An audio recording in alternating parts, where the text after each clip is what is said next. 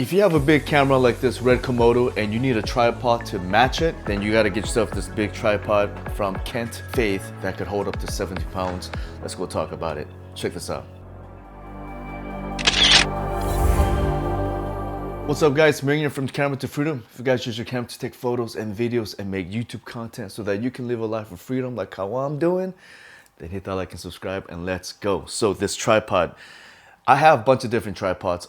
I shoot a lot of weddings and small events, and I usually just want to carry the lightest and the smallest but good quality tripod when I go there because I'm shooting by myself. I want to have less gears, but I do have gigs that require big cameras, a big setup, and a big appearance. You want to show up to a gig and have a big camera, big lights, big tripod, and just look serious, and just visualization is important. You want the client to look at your setup and be like, wow, I am spending this much money and it's worth it because look at all this, right? So it is important.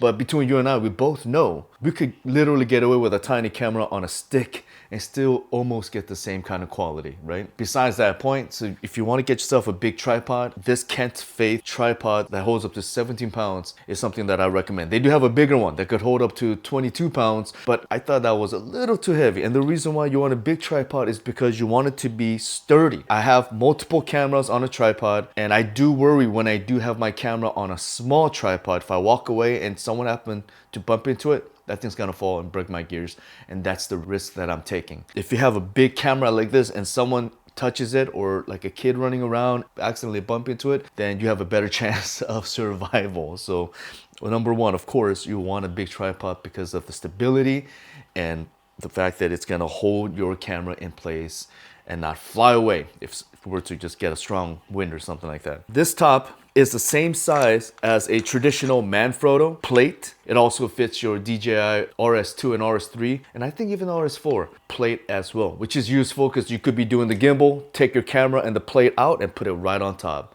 So that's useful when it's uniform like that. I got tripods that has different heads. It's not compatible to anything. You can only use that one tripod with that one head. So that's a little bit of a bummer, but that's okay. So this tripod does that. Now check this out. This is kind of cool. When you put your plate on it, you accidentally forgot to tighten it, enough to hold it, then don't worry. When it falls, it just stays in place. So it's not going to come out. So this is kind of neat. It's got little knobs here, this metal knobs. The tripods has grooves that prevents it from sliding, and sometimes it's in different locations. So for this one, this is for the DJI Ronin RS2 and 3. So when this pops out, then you could fit that plate and it'll stop from falling off, and you could switch it back to the standard for just a regular plate, a regular Manfrotto plate. So that's really neat that it can do that. So smart. So the plate itself doesn't actually slide off by pushing a button. You push this orange button in the back, and it allows you to pull it sideways. So just pull it off sideways. So that's kind of neat. I like that. And you pop it in.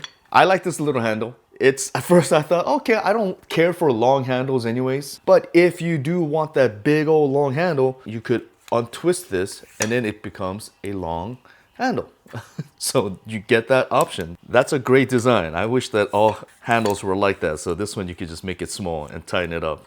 And I personally like to use a smaller handle. Once you have it set, then you could hold the bottom handle twisted, and then you could move the heads around so that you get a perfect angle, horizontal and vertical, and you have a little leveler on the back to make sure that you are exactly aligned vertically and horizontally, and you twist to tighten it up. There's a twist of rubbery knob on the middle of this tripod. You turn counterclockwise to make it super loose, and then you turn it clockwise to make it more firm. And it's interesting and it's really good, and the quality is really good because you get a lot of breathing room so that you could get the exact pressure that you are comfortable with. And obviously you got the knob on the left side to make it loose and then to make it tight. I love how easy it is to collapse this, to make this taller. There's a knob, you pull it. So you could just pull this. Let's pull all of them. And then you bring it up to your height, and then you just quickly pop them like this. And voila, 75 inches. So this thing gets 75 inches tall. So this tripod is by far the tallest tripod that I have. I have a lot of different tripods, but it's super tall. So that's really neat to have it this tall when you're filming a concert or a seminar or a big event and you have to shoot above people. This big old tripod could get this tall. I have another big tripod, but it doesn't get this big. This is crazy. I'm 5'9" and it's definitely a massive height. All right, let's bring this down, pop it down easily, lock it up. And that's one thing I really like about this tripod is that locking mechanism. It makes it super quick to bring it up and to bring it down. So that is important when it comes to a tripod. So guys, I got the discount code link below. Discount code Myung at canfaith.com. I got the Amazon link down there as well. And if you do buy from me, I appreciate you so very much for your support. Please leave any comment. Just say what's up. That definitely helps out with my video. Let's talk videography. Hook yourself up with this bad boy right here.